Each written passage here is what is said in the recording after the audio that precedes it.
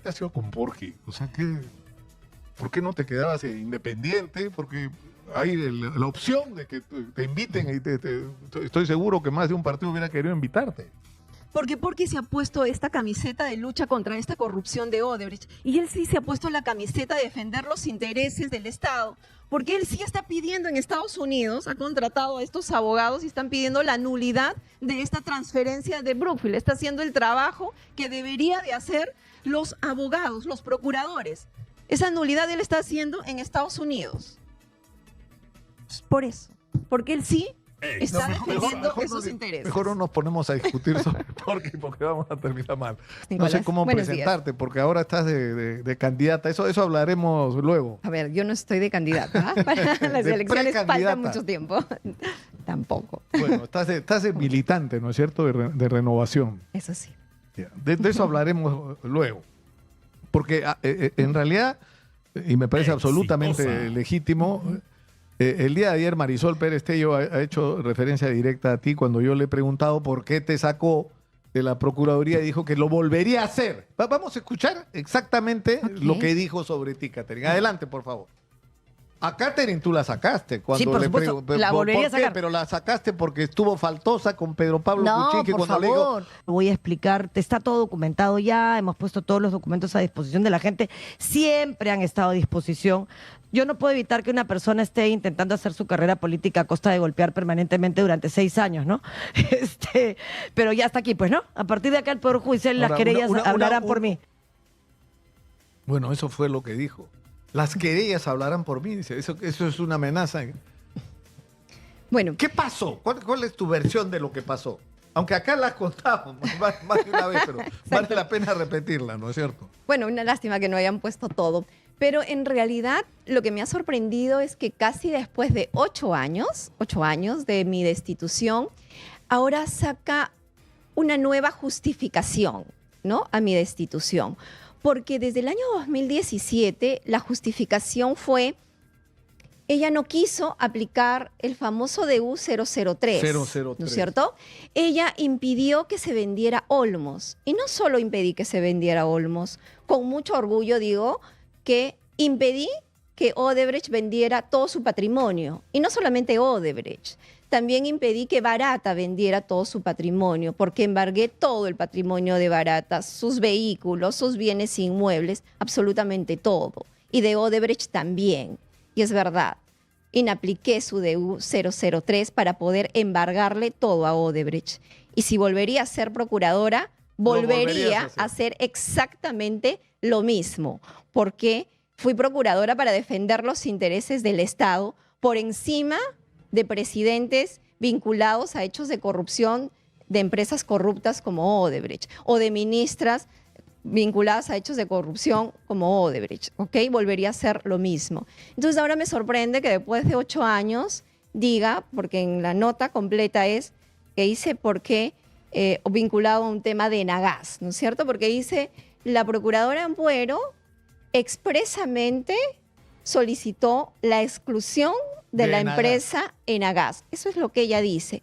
Entonces yo aquí públicamente reto a la exministra Marisol Pérez Tello, la reto para que muestre la resolución judicial que incluye a la empresa Enagás dentro del proceso penal, que comprende a la empresa Enagás dentro del proceso penal, ¿correcto? O en todo caso, que muestre la disposición fiscal que incluye a la empresa Enagás dentro del proceso penal. Porque cuando yo asumo como procuradora, Nicolás, existía un proceso penal de Enagás donde solamente estaban como investigados 2 personas. La señora Claudia Ojocama y el señor Ramírez Condevilla, me parece, ¿no? Solamente los 2 estaban como investigados, solamente las 2 personas, ¿ok? Y en ese proceso penal ella dice que yo solicité expresamente que excluir a Enagás. A la empresa Enagás. Por lógica, y no hay que ser abogado para eso, para solicitar que expresamente se excluya a una empresa, previamente tiene que estar incluida o comprendida dentro del proceso penal.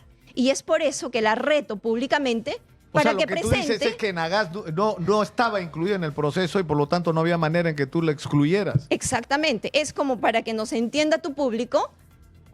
Si tú quisieras sacar de este set de la radio a una persona, primero la persona tiene que estar dentro del set, ¿no es cierto? Dentro de este espacio, para que tú la saques. Es por eso que yo la reto, para que haga público, para que te lo mande, si nos está escuchando, te lo mande vía WhatsApp, la resolución judicial por la cual incluyeron dentro de este proceso penal a la empresa Enagas. Lo que la exministra no informa es que yo, en mi calidad de procuradora, lo que se hizo es más bien presentar una denuncia penal por el caso Gasoducto, que incluyó ¿a quiénes? A Ollanta Humala, a Nadine Heredia, a Odebrecht, sí, a Odebrecht, a Barata y a representantes de la empresa Enagas, como el señor David Frutos Santome. Él estaba incluido dentro de esta denuncia de la empresa Gasoducto. Y yo, en mi calidad de procuradora Lavajato, concurrí al despacho del fiscal Reinaldo Avia. Él me citó a su despacho y yo fui. Y estuvo presente el abogado de este representante de la empresa Enagas. Y me hizo preguntas si me ratificaba en la denuncia que se había formulado desde la Procuraduría. Y yo me ratifiqué en todas las imputaciones. Y esa denuncia, en la cual yo me ratifiqué, es la que luego ha dado origen a este proceso penal Gasoducto, en donde incluso un ministro de Estado, el señor Merino, ministro de Energía y Minas, se acogió a la colaboración eficaz. Y esa investigación es la que ahora la Fiscalía ha solicitado 36 meses de prisión preventiva en contra de Barata, gracias a esa denuncia que se elaboró en la Procuraduría y que yo, en mi calidad de procuradora, me ratifiqué en esa denuncia. Y ese proceso es en donde Enagas está como tercero civilmente responsable desde el año 2023, señora Marisol Pérez Tello. Entonces ahora más bien digo que también seguramente, porque me ratifiqué en esa denuncia, también ha sido otro de los motivos por el que seguramente también me sacaron del cargo. Ahora, pero la secuencia en el tiempo fue la siguiente. Se produce la entrevista con Pedro Pablo Kuczynski con respecto al tema de Odebrecht, ¿no es correcto, cierto? En Palacio. En Palacio. A mi solicitud, por cierto. A tu solicitud. Y tú, digamos, versión del entorno de la gente de Pedro Pablo Kuczynski fuiste muy faltosa, porque tú le preguntas a Pedro Pablo Kuczynski si tenía alguna vinculación con la empresa Odebrecht. Bueno, tú estabas ahí, te debes recordar el diálogo. Y él se cabreaba del tema y tú insistías. E insististe, según ellos, impertinentemente. Así es. El problema es que tenías razón, porque estaba mintiendo Pedro Pablo Kuczynski, está diciendo que no, y tú insistías en preguntarle. Más o menos fue eso lo que pasó, pero tú eres la que mejor lo puede contar porque estabas ahí. Y eso está debidamente documentado. Yo le hice esas preguntas. Es más, esa diligencia se lleva a cabo en Palacio de Gobierno a mi solicitud. Yo solicito que se lleve a cabo esa diligencia. Y fuimos a Palacio. En ese entonces era el fiscal Hamilton Castro, ¿es cierto? Que era parte del equipo Lavajato. Y yo le hago esas preguntas acerca de sus vínculos que tenía con la empresa Odebrecht y si había realizado algún tipo de asesoría a esta empresa, ¿no? Y él se indigna con la pregunta. Es más, se levanta de donde estaba sentado, ¿no? Molesto, indignado. Su abogado pide agua, que le alcancen agua al presidente. ¿Cómo yo era tan impertinente en hacer esa pregunta al presidente? ¿No? Qué osada esa procuradora, ¿no? En hacer este tipo de preguntas. Y él no quiere contestar la pregunta, ¿no? Su abogado se opone, impertinente la pregunta. Obviamente yo insisto en la pregunta y queda constancia ahí en el acta de por qué y sustento mi utilidad y mi pertinencia de la pregunta. Y bueno, finalmente él no quiere contestar y no contesta la pregunta. Y finalmente el tiempo me dio la razón, ¿no? Y voy a contestar además, porque son dos cosas las que dice la ex ministra. Califica de adefesia o adefesio la medida cautelar, ¿no? El embargo. Dice adefesio el embargo. Y yo lamento mucho ese tipo de expresiones de una persona que ha sido ministra y que ahora quiere ser presidente de la República y que no lo va a hacer, obviamente. porque esta medida cautelar se hizo en beneficio de los intereses del Estado. Y yo más bien le diría que ella debe pedir disculpas, y no disculpas a Katherine Ampuero, sino disculpas al país, porque nombró como procuradores a personas que negociaron de una manera muy nefasta y lesiva para los intereses del Estado. Porque gracias a estos procuradores, ahora vamos a tener que pagar millones de millones a una empresa corrupta, porque negociaron mal. No exigieron que Odebrecht se desistiera de una demanda. Nosotros sí nos desistimos de poder demandarles en la vía civil, en la vía administrativa, en la vía penal, y ellos no exigieron lo mismo a esta empresa. Por eso nos demandaron ante el CIADE. Por no incluir dentro del acuerdo el tema del gasoducto, ahora tenemos que pagarle a Enagás cerca de 200 millones. ¿Y eso de quién fue responsabilidad? ¿De la Procuraduría? El tema de la reparación civil es responsabilidad de la Procuraduría. Nunca en la historia de las procuradurías, Nicolás y yo tuve muchísimos años en distintas procuradurías, jamás en la historia de las procuradurías hemos visto a un procurador que devuelva dinero que estaba retenido para el pago de la reparación civil, lo devuelva al delincuente. 524 millones retenidos para el pago de la reparación civil, estos procuradores decidieron devolverle a Odebrecht. Jamás se ha visto. Y le puedes preguntar a cualquier procurador. El argumento, yo estoy tratando de rebobinar, ¿no? Recuerdo en ese momento, porque yo entrevisté a algunos de ellos, había un problema muy serio con proveedores que eran empresarios peruanos que habían participado en la realización de obras y a los que Odebrecht le debía. Entonces, el argumento era, si se le sigue reteniendo el dinero, no va a poder cobrar y van a quebrar montones de empresas peruanas, ¿no es cierto? Que ya habían chambeado para Odebrecht y Odebrecht les había... Qué bueno hubiera sido, Nicolás, que esos 524 hubiera sido para esos proveedores. Esos 524, cuando se lo dieron, lo sacaron del país inmediatamente, al día siguiente. Se lo llevaron del país. Y no le pagaron a la gente. Y no le pagaron a los proveedores. Se lo llevaron. Katherine, tenemos que ir a la pausa. Okay. Vamos a ir a la pausa, estamos con Katherine Ampuero. Vamos a hablar del otro tema súper polémico del cual ha sido, que es el conjunto del acuerdo de Odebrecht y lo que está pasando con este tema. Regresamos inmediatamente. Estamos hoy, Katherine Ampuero, ex procuradora del caso Lavajato, está en nuestros estudios. Hemos hablado ya de la referencia que hizo a ti, Katherine, yo creo suficiente. Ya dejemos a Marisol Pérez Tello fuera de esto, pero tú has sido protagonista en los últimos días de serias críticas al acuerdo Lavajato. Y yo quiero puntualizar un tema acá. Yo creo que hay dos tipos de discusión sobre el acuerdo Lavajato. Es decir, o el acuerdo con Odebrecht. Que debía hacerse, pero se pudo hacer mejor. O de gente que simplemente celebra que se caiga el acuerdo porque están librando a sus clientes enfrentados por gravísimos casos de corrupción. Son dos posturas totalmente distintas. Yo entiendo que tú estás en la primera que he descrito, ¿no es cierto? Tú no estás entre las que celebran que se cayó el acuerdo o que se podría caer, porque no se ha caído, que es lo otro, ¿no? No se ha caído, que quisieran que se caiga. Yo siempre dije que sí era necesario celebrar un acuerdo de colaboración eficaz, pero definitivamente no en esas condiciones. En esas condiciones me parece que han sido absolutamente lesivas, ¿correcto? Porque cerrar un acuerdo de colaboración eficaz en solamente 4 obras es nefasto. Porque ese acuerdo de colaboración eficaz debió cerrarse en muchísimo más obras. Principalmente debió incluirse las obras como gasoducto, obras como Rutas de Lima, Olmos, Chavimochic, que son obras grandes, obras emblemáticas, importantes, onerosas. Gasoducto ya porque desde la Procuraduría ya habíamos nosotros presentado la denuncia por gasoducto que comprendía a muchos funcionarios.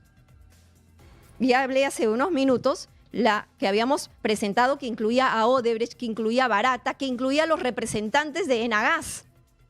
¿No? Y que ahora ya Enagás, ahora sí, ya es parte del proceso, ya es tercero civilmente responsable, ahora sí. Además, en el caso de Enagás, el gasoducto es donde se cierra uno de los temas claves en el proceso contra Ollantumala y Nadine Heredia, ¿no es cierto? Que sí. Porque y la investigación ya estaba abierta gracias a la denuncia desde la Procuraduría. Claro, es decir, lo que se dice es que cuando, y esto es bien importante en la discusión sobre el financiamiento de los partidos, ¿no es cierto?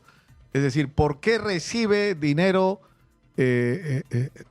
Ollanta Humala? O sea, eso de los 3 millones, ¿no es cierto? Y aumentar a Keiko 500. Porque le iba a dar algo, es decir, le iba a dar algo a cambio en el caso de que esta gente llegara al poder como efectivamente ocurrió. Es decir, que el financiamiento, lo que es en realidad, no es un dinero que se entrega y se cometen errores administrativos por no declararlos o tributados. No, señor, está comprando voluntades al final de las cuales está recibiendo beneficios. Y ahí se configura completo el circuito de la corrupción. ¿No es cierto? O sea, el circuito se cierra cuando no dejan entrar al otro postor a la sala para que solo esté Odebrecht y Enagás en esa presentación. Eso fue escandaloso, o sea, fue groseramente entregarle porque era un compromiso. Incluían gasoducto dentro del acuerdo de colaboración eficaz. En este momento no tendríamos que pagarle a Enagás casi $200 millones. No hubiéramos perdido el arbitraje en el CIADE, porque recién en diciembre ha salido la sentencia, ¿correcto? Hubiéramos utilizado esa sentencia de la colaboración eficaz en el CIADE y la hubiéramos ganado a Enagás. Y probablemente perdamos ahora ante Odebrecht y tendremos que pagar mucho más dinero. Estamos hablando de casi 2.000 millones que como Estado peruano vamos a tener que pagar a Odebrecht. O sea, en primer lugar, o sea, tú dices se pudo hacer un acuerdo mejor, porque lo que dice muchísimo Rafael mejor. Vela, aunque lamentablemente yo me imagino que en esto estás de acuerdo conmigo, o sea, hay una controversia, Rafael Vela está en el centro de esta controversia y Rafael Vela no puede salir a explicar, a dar sus razones, a contestar a las cosas que se han dicho sobre él. Eso está mal. Y Nicolás, Catherine, discúlpame, y yo no soy un general después de la batalla, porque yo estuve desde que se iniciaron las conversaciones o las negociaciones. Y desde el día 1 que me senté con ellos, ellos decían solo 4 obras y yo les dije no, sobre 4 obras no. Y yo no voy a aceptar porque desde ese día ellos querían pagar el monto de reparación civil que finalmente terminaron pagando en 15 años todavía, ¿no? O sea, esa fue una pésima pero tú dices, negociación. primero debió incluirse más obras y no solo 4, pero el argumento que da el equipo Lavajato es que el acuerdo se hizo, que se declaraban culpables sobre 4 obras, pero que tenían el compromiso como parte del acuerdo que iban a colaborar y dar información sobre todos aquellos procesos en que la Fiscalía los convocara, lo cual permitía la famosa cláusula progresiva. Claro, a ver, sentenciar Nicolás, a terceros y recuperar de dinero de otras obras. La condición es que a ellos no los incluyeran en el proceso. A ver, Nicolás. ¿No es cierto? Eso es ir en contra de la ley. Porque la ley no establece cláusula de progresividad. Eso no existe. Y las negociaciones se tienen que hacer respetando el marco legal. Ninguna colaboración eficaz establece cláusula de progresividad. Ese es un invento. Es un invento en beneficio de Odebrecht. Y eso no se hace. Eso es ilegal. Y eso se tiene que investigar. Eso ahora, lo inventaron para Odebrecht. Tú dices ya. Y otra cosa, O sea, y déjame terminar allí. La colaboración eficaz es clara cuando dice los beneficios se otorgan en atención a la información entregada y corroborada. La colaboración no dice se entregan beneficios en atención a información futura que te voy a entregar. Ahora, tú dices que aparte de las obras, que debió haber un reconocimiento de culpabilidad y declaratoria, ¿no es cierto?, de culpabilidad de parte de Odebrecht en más casos, en todos los casos, sino que además debió ser más severa la postura del Estado con respecto, por ejemplo, al embargo de bienes. O sea, en este momento está ocurriendo una cosa que parece de locos. Odebrecht, que a través de, con otro nombre, ¿no es cierto?, que está en Olmos, en el proyecto de Olmos, está pidiendo, por lo que he visto, es decir, los agricultores en el norte están caminando por las paredes. 10 años más. 10 años más de vigencia de un contrato que no han cumplido, ¿no? Y otra cosa para cerrarte ahí. Pero tú dices que eso también pudo ocurrir, es decir, ¿pudo ajustarse más a Odebrecht según tú? Por supuesto. Esa era nuestra estrategia de la Procuraduría. Te embargo todo, impido que vendas, porque ¿en dónde le duele más a una empresa? A una empresa no la puedes meter tras las rejas, ¿no es cierto? No la puedes privar de su libertad, como si lo puedes hacer a una persona natural. ¿En dónde le duele a una empresa, dime? En su patrimonio. Por supuesto. Cuando tú le tienes embargado todo su patrimonio y no puede vender, no puede disponer libremente de su patrimonio, entonces allí es donde la empresa va a empezar a delatar y a darte la lista de los corruptos. Esa era nuestra estrategia. Ahora, Impido de que vendas y ahí va a empezar Tengo una a hablar. pregunta final. Es decir, en este Ajá. momento se ha producido una situación en la que Odebrecht y el señor Barata están incumpliendo los compromisos adquiridos en la colaboración eficaz. Ujú. Más allá de la controversia sobre si lo hicieron bien, el procurador Ramírez, luego Silvana Carrión, el propio Rafael Vela desde la Fiscalía, etcétera. Más allá de eso, ¿es posible que en un momento como este, en este nuevo contexto de incumplimiento de compromisos, el Estado peruano solicite, bueno, José Domingo Pérez lo ha hecho en relación a OAS y la línea amarilla? José Domingo Pérez ha pedido que se le entregue a la Municipalidad de Lima como administrador judicial el manejo de los peajes de la línea amarilla hasta que avance el proceso. Pero en todo caso se pueden dictar medidas de embargo en el contexto en que se ha producido un incumplimiento o no. O sea, porque ¿qué cosa tiene Odebrecht? Tiene Olmos, tiene participación todavía en Rutas de Lima e indirectamente con Brookfield, que entiendo es un fondo de inversión, pero donde ellos tienen intereses. O sea, ¿podrías embargar bienes de Odebrecht o no? Nicolás, no solamente pueden, deben hacerlo. Yo lo hice en el 2017 y un juez me dio la razón. El Poder Judicial me dio la razón. Y eso es lo que no dicen los que me critican. No es que a mí me dio la gana. No, yo lo pedí y el Poder Judicial dijo que mi pedido se ajustaba a la ley. Por eso es que me dio la razón el Poder Judicial. Que aquí una exministra lo califique de adefesio a una resolución dada por el Poder Judicial es lamentable. ¿Y sabes por qué deja sin efecto el Poder Judicial esa resolución que, por cierto, no es una sentencia como erróneamente lo califica y es lamentable porque ella es abogada y no sabe diferenciar un auto judicial de una sentencia? No, una medida cautelar, señora Perestello, no es una sentencia, es un auto judicial. El Poder Judicial deja sin efecto este auto judicial porque su procurador Ramírez, que usted lo pone en el cargo, se presenta a una audiencia pública y coincide con su procurador Ramírez y se desisten de la medida cautelar. ¿Ya? Se desisten de la medida cautelar. Y por eso es el que el Poder Judicial deja sin efecto este auto judicial que no tiene calidad de sentencia. Entonces, sí se puede hacer, lo deben de hacer, garantizando los intereses del Estado. Para eso están. Es decir, tú dices, para terminar, que lo que sí se podría hacer, para sacar algo sobre blanco y negro, ¿no es cierto? Que más allá de la controversia sobre lo bien o mal que se pudo hacer el acuerdo, y en el contexto que, para empezar, Barata está incumpliendo los acuerdos comprometidos, y es más, ahora está requerido por la justicia peruana, ¿no es cierto? Claro, tiene Internacionalmente. 36 meses de prisión con una Claro. orden de ubicación y En captura, ese ¿no? contexto, tú dices, sí procedería a embargar todo lo que tenga Odebrecht en el Perú. Y no solamente eso, yo no sé por qué hasta ahora, Nicolás, no piden, por ejemplo, dentro del proceso penal, la nulidad de la transferencia que hicieron en Rutas de Lima a favor de la empresa Brookfield, de las acciones, porque esa transferencia se hicieron cuando ya se sabía que Odebrecht era una empresa corrupta. Igual que lo que ha pasado con Vinci y OAS. Vinci, que es una Exactamente. súper prestigiosa... O sea, uno va por las carreteras de Europa y Vinci por todos lados, porque son los grandes constructores Más de bien, autopistas. esa O sea, nulidad- con ese conocimiento, Vinci no puede decir que no sabía que todo este tema de la línea amarilla y ¿no es cierto? ¿Y cómo le llaman ellos? La vía expresa, la ruta Esa expresa, nulidad no de sé, estaba transferencia- manchada de corrupción. Esa nulidad de transferencia la pueden hacer aquí dentro del mismo proceso penal y no lo están haciendo. Una pregunta final, porque tenemos que terminar por hoy, Catherine.